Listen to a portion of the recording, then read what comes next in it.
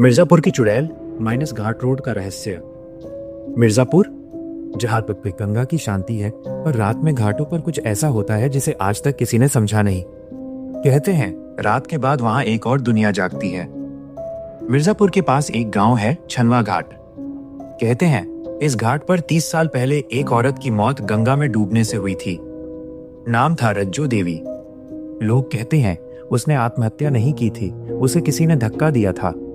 उसके बाद से घाट पर रात को एक सफेद साड़ी में भीगी औरत दिखती है। कभी घाट के किनारे बैठी बाल सुखाती, तो कभी पानी में किसी को बुलाती हुई। आधी रात का शॉर्टकट। एक रात 3 लड़के राजू, बिट्टू और सोनू बाइक से लौट रहे थे। रात के करीब 1 बजे जब उन्होंने शॉर्टकट लिया जो छनवा घाट से होकर जाता था। बिट्टू, अरे भाई यही रास्ता ले लो, जल्दी घर पहुंचेंगे। राजू, कहा था ना रात में घाट वाला रास्ता नहीं लेना। सोनू हंसते हुए, कौन सी चुड़ैल खा जाएगी भाई, ये सब फालतू की बातें हैं।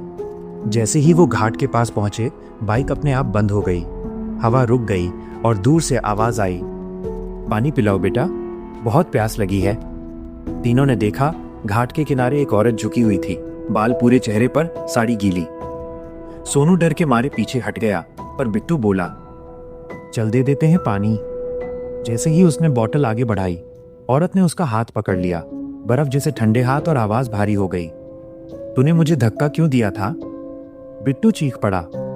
राजू ने देखा औरत का चेहरा पानी से बना हुआ था, उसकी आंखों से पानी बह रहा था और मुंह से धुआं निकल रहा था।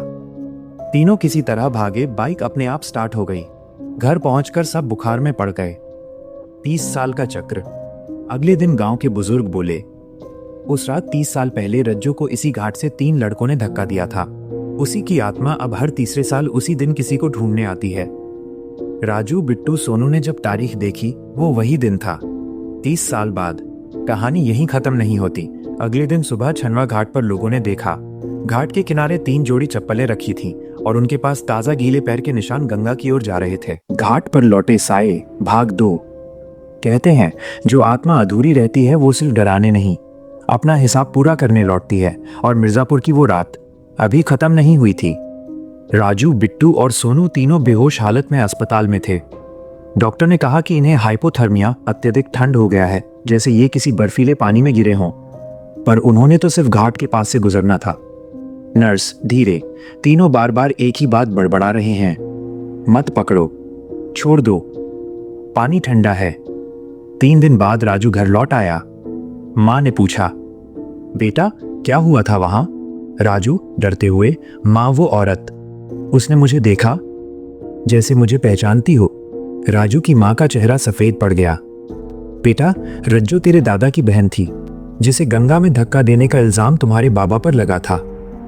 राजू का खून जम गया, मतलब वो आत्मा उसके अपने परिवार को ढूंढने आई थी।